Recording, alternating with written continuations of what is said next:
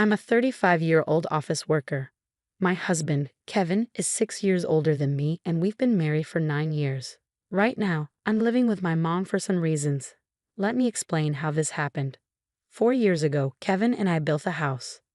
At that time, Kevin had just changed jobs, and we didn't have much money saved or a high income. Kevin used to work for a big company, but his boss constantly bullied him secretly. This caused Kevin to have trouble sleeping, and eventually he couldn't go to work anymore. He saw a psychiatrist and took a 3-month break, but when he didn't get better, he quit his job. After that, we lived on just my salary. Kevin didn't work for 3 months, but slowly started to feel better. He began eating and sleeping well again, and his psychiatrist was happy with his quick recovery. My cheerful, loving Kevin was back. He then started looking for a new job. His experience at the big company helped, but finding a job was hard because he left his last job due to mental health issues. During this time, we found a small company that needed Kevin. The salary was about 3/4 of what he used to make, but he was happy to be working again. He said it was much better than being without a job, which made me happy. This job was also in a field he wanted to work in. We wanted to have children, but it was clear that life would be tough if I stopped working. So I continued working. I also loved my job, and we decided not to have children at that time. Our life was peaceful until my mother, Sarah, was paralyzed in a car accident and needed a wheelchair to get around. My dad had passed away when I was in middle school, and Sarah had been living alone since then. Our family home was old and not suitable for a wheelchair, with many steps. Kevin then said, "I'm worried. Let's live together." Sarah and I were surprised, but I appreciated Kevin's unexpected kindness. Since Kevin had just changed jobs, we were unsure about the future, but we decided to apply for a mortgage. As we expected, it was tough to get a loan because Kevin hadn't been at his job for long. However, we were determined and didn't give up. After trying with several mortgage companies, we finally found one that worked with us and approved our loan. We bought our dream home, which I had always imagined, filled with the smell of wood, thick wooden beams on the ceiling, custom storage spaces, a kitchen tailored for my height, and spacious cypress flooring. Importantly, it was a single-story, barrier-free house, perfect for living comfortably in a wheelchair. We were excited as our house was being built and visited the construction site every day. When our carefully designed home was finished, it had a large yard where my mom, who now rarely went outside, could enjoy sunbathing. However, there was a catch with the land. It was given to us by Kevin's grandfather, who adored Kevin. Kevin's family wasn't wealthy, but when his grandfather was diagnosed with cancer, he started to distribute his assets, giving us the largest plot of land. It felt like winning the lottery, but the land was just a 10-minute walk from Kevin's family home. When we told them my mother would be moving in with us, Kevin's sister laughed and said, "Why is your mother moving in too? How shameless is your family?" Kevin's mother told me that marrying someone different like me would bring trouble. She also harshly said it was terrible for her son to have to care for an old person and called me a curse. Even then, Kevin stood up for my mother and me. He said the land was a gift from his grandfather, and no one should complain. Kevin's mother and sister are really mean. It's amazing that Kevin, who is so kind, comes from that family. He's like a beautiful flower that grew out of mud. Kevin always says his family shows him how not to be. Kevin thinks his grandfather gave us the land because he wanted us to take care of his mother in her old age. He also gave other properties away. Kevin's sister got a parking lot that's a 10-minute walk from their home. It's smaller than our land but makes good money from parking fees. Honestly, I would have preferred that, but a gift is still a gift, and we are thankful. Thanks to my grandfather-in-law, we could build our house without paying for the land and used it to help get a loan. When the house was finished, we invited Kevin's mother and his sister's family over. The builders told us they had visited the house several times without asking us. They showed up late without apologizing and said, "This is kind of like Grandpa's house, so it's like our house too." Kevin's sister came in with muddy shoes and said the house smelled nice and didn't need air fresheners. She and her husband walked around with muddy shoes, ignoring the slippers we offered. When I suggested they use slippers, she laughed and said it was too much trouble and that we could just clean the floor. The visit was uncomfortable from the start, and they didn't bring anything with them. When they saw my mother's room, which is spacious and sunny, Kevin's mother said she would like that room. My mother's room is like a duplex with its own kitchen, almost a second living space. "I want to live here," said my mother-in-law. She then told my mother, "You were lucky to have that accident, weren't you? Thanks to being paralyzed, you moved from that old shack to this nice house. Isn't that a lucky turn of events?" My mother said nothing but looked very sad. I was really angry inside, but before I could say anything, Kevin spoke up. "What did you just say? There are things you should and shouldn't say. It makes me question your humanity. I can't even believe you're part of my family. You're the worst. Apologize now," Kevin demanded firmly. Whether they were amused or not, my mother and sister-in-law glared at me. Then my sister-in-law angrily asked Kevin, "What's this all about?" "It's a total turnoff. It's not cool to invite people over and then be rude to them. Just because you built a house, you think you can act superior." The mother-in-law chimed in. "My son messed up by marrying you. You're a jinx." Kevin didn't stay silent. "Enough is enough. This mess started because of your rude comments. You said the accident was a good thing and called my wife a jinx. I will not forgive that." The mother and sister-in-law looked frustrated by Kevin's strong response.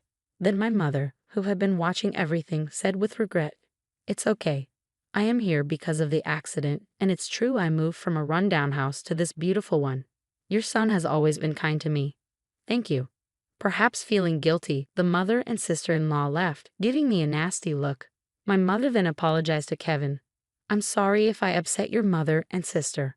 I'm sorry for ruining the mood at our housewarming party." Kevin responded, "No, I should be the one apologizing. It's embarrassing how they lack decency. I'm really sorry, but I am happy to be living with you. Please understand that." With that, my mother started to tear up. Since we live near Kevin's parents' house, the neighbors all know us well. They've known Kevin since he was a child and are very kind to us. 4 months have passed since that day. We were finally settling into our new home, and my mother started to smile more when I received an unexpected call from home while I was at work. We rarely get calls from home, so it surprised me. My bad feeling was right. My mom, sounding very upset, called to tell me something awful. Kevin had collapsed at work. I was shocked and spoke to my boss right away, then rushed to the hospital. On the way, I tried to stay calm by imagining that Kevin would be okay when I got there, joking around like always. But when I arrived, it was a shock to see him with so many tubes attached to him. We had planned to go to a movie that weekend. The doctor told me Kevin was in critical condition and might not wake up. I felt like I was in a movie. I couldn't even cry. Despite my prayers, Kevin passed away at the hospital. My shock continued as my mother and sister-in-law arrived when they heard Kevin had died. My sister-in-law accused me harshly, asking if I had poisoned him or if I was after his life insurance. My mother-in-law also blamed me, saying bad things always happen around me and calling me a jinx. I was too sad to respond. Then my own mother arrived in a caredriver's taxi, crying over Kevin's death, which finally made me cry too. We both sobbed loudly. My mother-in-law rudely told us to stop the fake crying. She said Kevin had changed because of me and that she didn't want to see us ever again. Then she left the hospital. A funeral director came to organize Kevin's funeral, and we went to the funeral home. Kevin had died from a brain hemorrhage, which was hard to believe since he was fine that morning. When I told my mother-in-law the funeral plans, she coldly said she wouldn't come because Kevin always sided with my mother and me. She said her daughter wouldn't come either. Many of Kevin's coworkers and friends came to the viewing, but neither my mother-in-law nor my sister-in-law and her husband were there. Many attended the funeral, and it was clear that Kevin was deeply loved. Many people cried for him. It was hard, but maybe this is just the kind of people his family were. I was happy to spend the whole day with those who truly missed my husband. After Kevin's death, I got an email from my mother-in-law, but it was inappropriate, so I didn't reply. She was asking about the life insurance money and kept emailing because I didn't respond. Eventually, she claimed she had a right to it. I chose to ignore it because I wasn't ready to deal with that. When we got home, I noticed a light on inside, which was odd. My mother, Sarah, was confused and thought we had turned off all the lights. I figured maybe I forgot because I was so upset. I told her it was understandable given the situation, and I unlocked the door.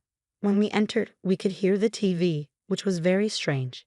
Inside, we found my sister-in-law and her husband sitting there. I was so shocked I couldn't even speak. The living room was full of unfamiliar furniture and boxes. We had no idea what was happening. My sister-in-law said, "Why did you just barge in here?" Well, it's your first time, so I'll let it slide. We're taking this house. We sold your stuff, so leave. My mother and I were completely shocked. I asked where our furniture and belongings had gone, and she casually said a resale company came and took everything, claiming we had good furniture and they got a good price for it. They bought new furniture with that money, saying, "Who wants furniture that a dead person used? It's bad luck." She added that she cared about such things and our stuff was packed in boxes. She even remarked that we must be minimalists or just poor because we had so few things. The furniture was carefully chosen by my husband and me. I couldn't forgive them for this. My mom was furious too, her face turning beet red, but she was too shocked to respond. I immediately called the resale company. After explaining the situation, they agreed to treat the items as stolen and return them. Now that my husband is gone, dealing with this was the last thing I needed. I don't want anything to do with his family, but I do want to stay in the house that's full of memories of him. While I was wrestling with these feelings, my mother quietly said to me, "What do you think Kevin would say if he were here now?" "He might say we should leave. I'm sure he would." Kevin often mentioned it's good to spend time with people who understand you, but there are some people who will never understand no matter how much you try. It's a waste of time dealing with those people. He was actually talking about his own mother and sister. I realized that if we stayed, his family would keep interfering. Acting on impulse, I signed a lease for an accessible apartment. My mom was surprised by how quickly I made that decision. I asked the resale company to hold on to the furniture for a few days, and it was moved to our new apartment 3 days later.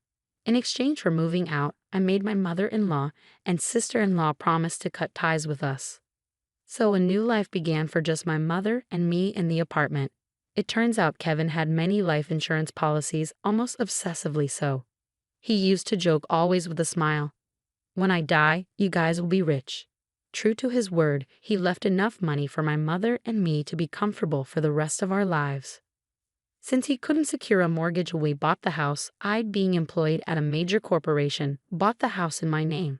I made sure that even if something happened to Kevin first, I wasn't going to keep paying a mortgage for a house I wouldn't live in. According to our agreement, the house would be auctioned off if the mortgage wasn't paid for 4 months. Time flew by, and 4 months passed quickly. Then I started receiving a lot of calls from my sister-in-law, Emily, and my mother-in-law, Maria. My call history was filled with their names, and it was getting scary, like something out of a horror movie. They were incredibly persistent. So I finally answered the phone. They were furious because the house was being sold. Apparently, when they tried to return, they found out they couldn't get in because of a seizure notice. Emily and her husband had moved out of their apartment since Kevin passed away, and Emily had also quit her job. I suggested they move back into their parents' house since they were panicking about suddenly being homeless. Surprisingly, Maria had gotten so caught up in gambling that she couldn't keep up and had sold her own house. It turns out they had been living together for the past 5 months. I also heard that they sold their main source of income, a parking lot in front of the train station, a long time ago. Now, Maria and Emily's family are completely homeless.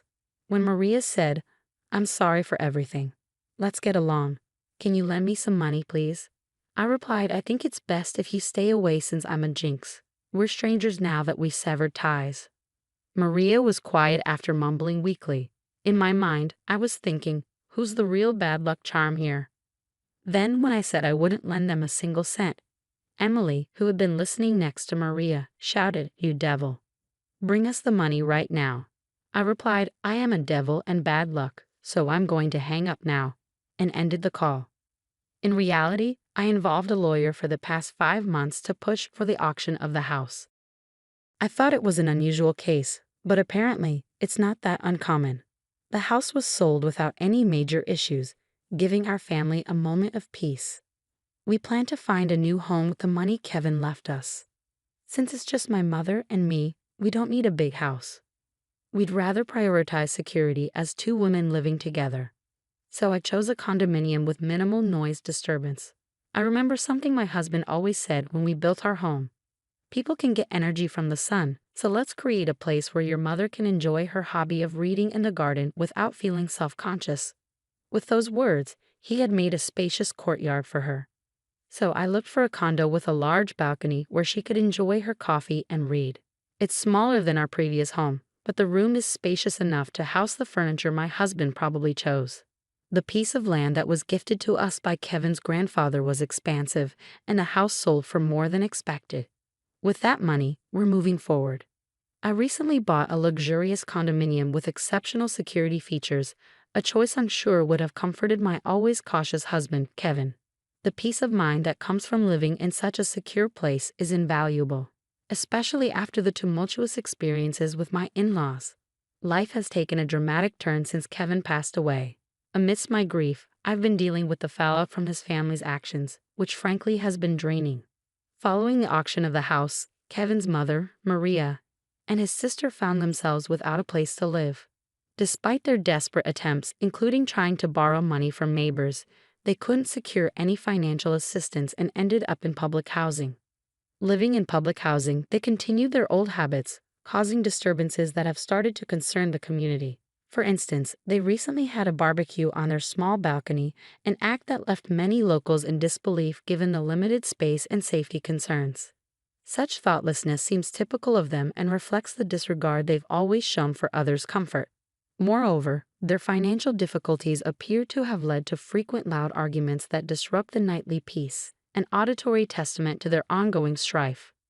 My sister-in-law's husband has since left, leaving just her and Maria to fend for themselves. Their situation is a stark contrast to the quiet, stable life I now lead with my mother.